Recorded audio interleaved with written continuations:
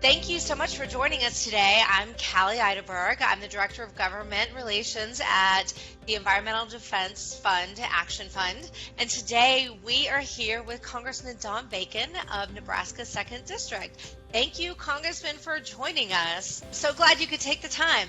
Want to give a quick background about Congressman Bacon. He grew up as a farm kid and later joined the Air Force. In the Air Force, he served for 30 years in a variety of roles and in multiple overseas deployments. Later, after his retirement, he was elected to Congress in 2016, and he currently serves on the House Armed Services Committee and the House Agriculture Committee. I do know that the environment is one of the most important issues, particularly for our youth or our young 20s and 30s, even Republicans. So we got to ensure that we, as conservatives, have an appropriate and a good message that makes an impact when people hear it. And I think we have that message, and we can't duck from it. We got to make sure that we're being aggressive with it.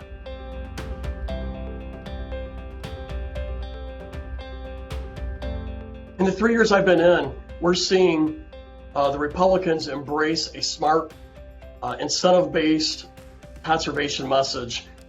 We all want, or at least I want, a better planet, a better environment for my kids and grandkids.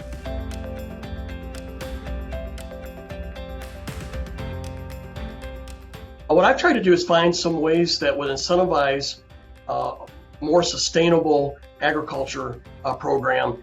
So one of those things is to link our farmers and ranchers into a voluntary carbon market where, using good practices, they can have access to various credits. So again, we are incentivizing good behavior, not punishing bad behavior through a carbon tax. And so this was something that Senator Braun from Indiana approached me, because he knows I'm not a carbon tax guy. He knows that I want market-based solutions that produces results. And this bill does that.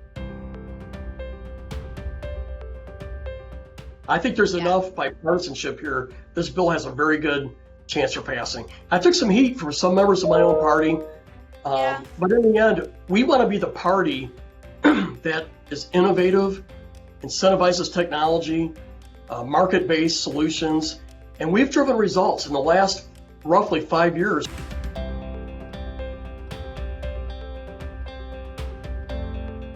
Well, I would say more broadly than the agriculture and farming, one of the things we have not talked about yet, I think the carbon capture technologies has huge potential. When we can capture carbon, then use it for industrial purposes, then we could say, it's all right to have your air conditioning, all right to have your heat. It's all right to use electricity because we're not putting that carbon in the atmosphere. So I really see a huge potential for the carbon capture.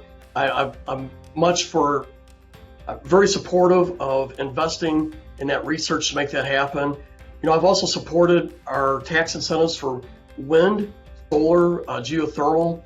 In fact, I was one of the lead guys in the House during tax reform to ensure that these tax incentives were kept in, because the initial plan was to take them out, and I thought that was wrong.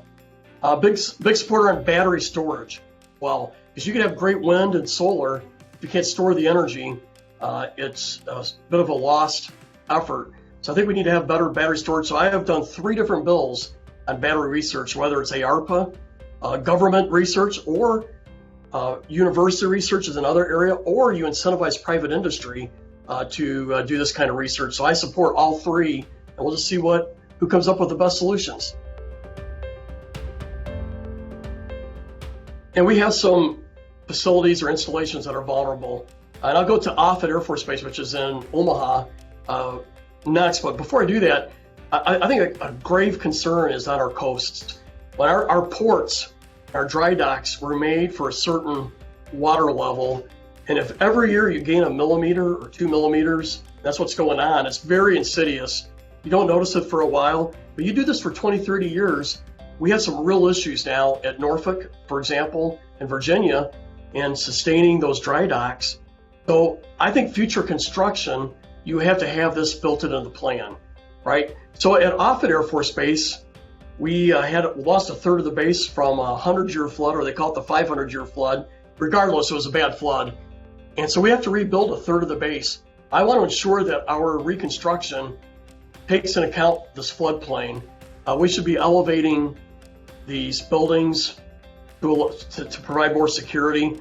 But part of that, you have to have the levee system updated. Our levees were 60, 70 years old down in Nebraska. That's probably true of most of America. And so we have to also upgrade and fix these levees so that we can be prepared for worse weather events.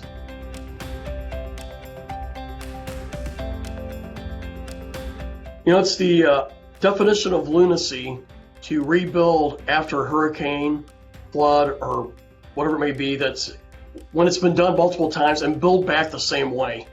I think the shrewd, wise way forward is when we have a natural disaster, let's come back and say, okay, what can we do to rebuild that gives more resilience, just to use your phrase there, more protection, more survivability, and if this happens again.